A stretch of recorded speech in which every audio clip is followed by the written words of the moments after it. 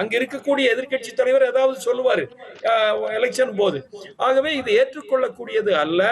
இந்த வளர்ச்சி விகிதத்துக்கும் கூட மிக முக்கியமான காரணம் மத்திய அரசினுடைய பங்களிப்பும் இருக்கிறது என்பதை நாம் புரிந்து கொள்ள வேண்டும். அடிப்படையில் இங்க 3-4 மிக மோசமான விஷயங்கள் கடந்த 5 வருஷத்துல நடந்திருக்கிறது. ஒன்று, அதிகமாக கடன் வாங்குவது. 2, சாராய விற்பனை இந்தியாவிலேயே இங்கதான் அதிகமா இருக்கிறது. சட்டம் ஒழுங்கு மிக மோசமாக இருக்கிறது. போதைப் பொருள் புழக்கம் மிகவும் மோசம். வேலை வாய்ப்புகள் உருவாக்கப்படவே இல்லை. நான் கல்வித்துறையிலிருந்து வருகிறேன். 180 அரசு கல்லூரிகள் இருக்கின்றன. பாதிக்கு மேல முதல்வர் கிடையாதுங்க. புதுசா இவங்க ஆரம்பிச்ச கல்லூரிகள்ல ஆசிரியர்கள் போடவே இல்லைங்க. கடந்த 5 வருஷத்துல ஒரே ஒரு தடவை ஆரம்பத்தில் போட்டு ஒரு 200 பேரை போட்டிருக்கிறாங்க. எல்லா வேகன்சி இருக்குது. ஸ்கூல்ல ஒரு 1500 பள்ளிக்கூடங்கள்ல ஆசிரியர்கள், தலைமை ஆசிரியர்கள். ஆகவே இந்த ஆட்சி தொடர வேண்டும்னு சொல்றாரு நண்பர். என்னங்கிறது, நீங்க 2 நாளைக்கு முன்னால செவிலியர்கள் இல்ல, டாக்டர்கள் இல்ல, மருத்துவர் இல்ல, நிறைய மார்க்சிஸ்ட் கம்யூனிஸ்ட் கட்சியினுடைய செயலாளர் சண்முகம் சொல்லியிருக்காரு, திமுக பண்ண ஊழலுக்கு நாங்க பொறுப்பு இல்லை அப்படின்னு அவர் சொல்றாரு. ஆகவே அவங்க அதுல இருந்து பிரிஞ்சுக்கிறாங்க.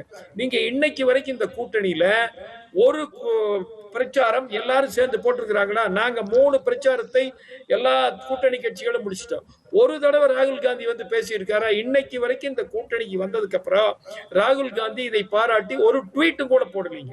2 நாளைக்கு முன்னால மாணிக்கம் தாக்கூர், அந்த மேலாண்மை குழுவினுடைய காங்கிரஸ் தலைவர், அவர் தன்னுடைய பதவியை ராஜினாமா பண்ணிட்டார். இப்ப இன்னைக்கு நாம பேசிட்டு இருக்கும் போது கோவை சிங்காநல்லூர் தொகுதியில காங்கிரஸ்ல வேட்பாளர் அறிவிச்சிட்டாங்க.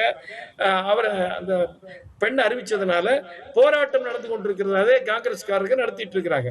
ஆக இவர்கள் கூட்டணி கட்சிகள்ல பெரும் பிரச்சனைகள் நடந்து கொண்டிருக்கின்றன. இவங்க ஏதாவது எங்க சாதனை பத்தி சொல்றோம், டெல்லிக்கு எங்களுக்கு தான் போட்டி. என்னங்க டெல்லிக்கு போட்டி? அப்ப நீங்க 16 வருஷம் இருந்த போது டெல்லியில போட்டி இல்ல.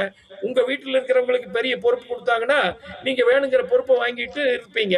2 நாளைக்கு முன்னால முன்னாள் அமைச்சர் திரு ராஜா பேசியிருக்காரு. அதை நண்பர் சாரநாத் கேட்கணும்னு சொல்றேன்.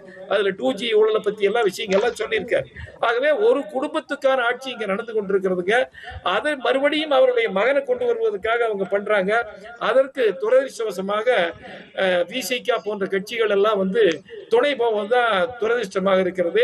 இந்த ஆட்சி, திமுக ஆட்சி, பட்டியலின மக்களுக்கு விரோதமான ஆட்சி நடத்தி கொண்டிருக்கிறது. என்னால லிஸ்ட் சொல்ல முடியும்.